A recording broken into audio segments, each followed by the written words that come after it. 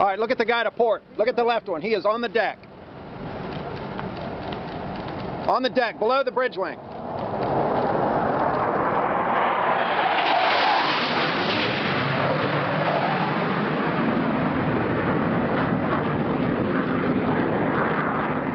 Looks like you may come across the flight deck. Coming in low, bridge wing level.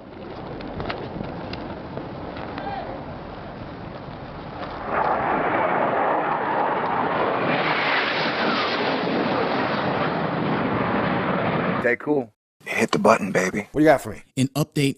Good morning, folks. Are you cool? Hey, everybody. It's a heads up. Eyes to the skies. Because I'm going to be dropping some hard Thor news science upon you.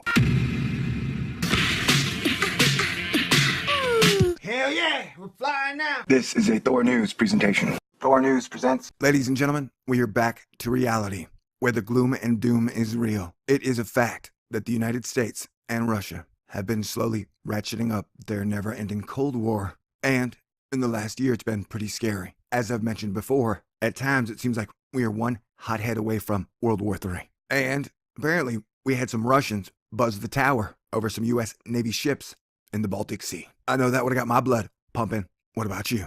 One of the main things I stand for here at Thor News is the end of all war and a 100-year earth truce where no nation shall war against another nation.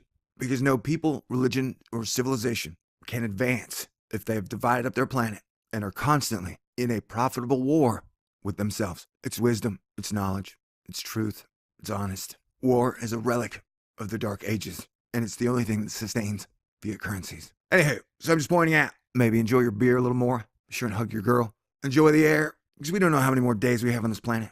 Anywho, we're a Business Insider, military and defense. Here's why the Navy didn't shoot down the Russian fighter jets that buzzed by a U.S. destroyer. And remember, at the moment, a lot of this tension and anxiety seems to stem from military movements in and around oil, the ruble, dollar, and Syria, plus Iran. And I'm sure it's a whole host of other shit. And who knows? They may all be actors in on it together. You don't have to prepare for the best case scenario. You've got to try to avoid the worst case scenario. On Tuesday, 2 Russian warplanes flew simulated attack passes past the USS Donald Cook in the Baltic Sea. And while the move was unnerving and aggressive, it's not the kind of event the Navy responds to with force. You don't get to kill people just because they're annoying. Retired frigate and cruise commanding officer Captain Rick Hoffman told the Navy Times about the incident. "We are not at war with Russia."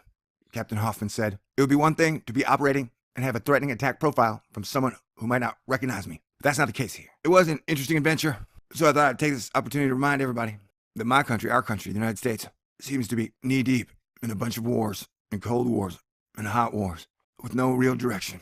We are losing the war of attrition. Ladies and gentlemen, I don't know what else to say. This is my belief, and it's and you may believe what you choose to believe. Anyway, God bless everyone. Peace out.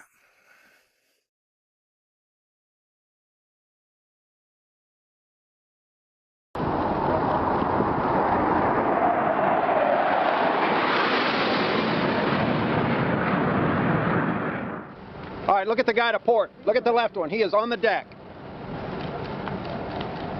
On the deck, below the bridge wing.